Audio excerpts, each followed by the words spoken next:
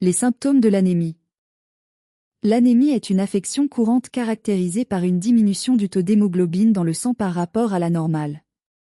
L'hémoglobine est une protéine présente dans les globules rouges qui permet de transporter l'oxygène des poumons vers les tissus périphériques par le sang afin de produire l'énergie nécessaire aux fonctions cellulaires. Le taux normal d'hémoglobine varie en fonction du sexe et de l'âge.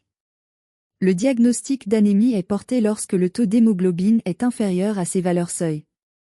13 g par décilitre chez l'homme adulte. 12 g par décilitre chez la femme adulte. 10,5 g par décilitre chez la femme enceinte à partir du second trimestre de grossesse. Nous allons voir les 3 types d'anémie les plus courantes. L'anémie macrocytaire. Il s'agit d'anémies qui sont généralement liées à une carence en vitamine B12 ou en acide folique. La fabrication des globules rouges est alors altérée et les cellules apparaissent plus grosses. L'anémie ferriprive. L'anémie ferriprive est un type d'anémie dans lequel le taux de fer dans l'organisme est trop bas. C'est le type d'anémie le plus fréquent. Ce taux de fer peut diminuer drastiquement à la suite d'une hémorragie. Les femmes non ménopausées perdent du fer lors de menstruations abondantes. On peut également avoir une carence en fer si les apports alimentaires ne sont pas suffisants. L'anémie inflammatoire.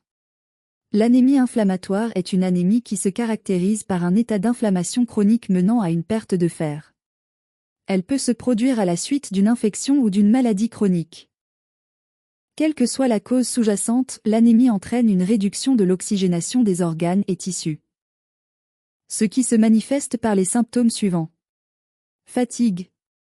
Sensation de faiblesse. Crampes musculaires. Teint pâle.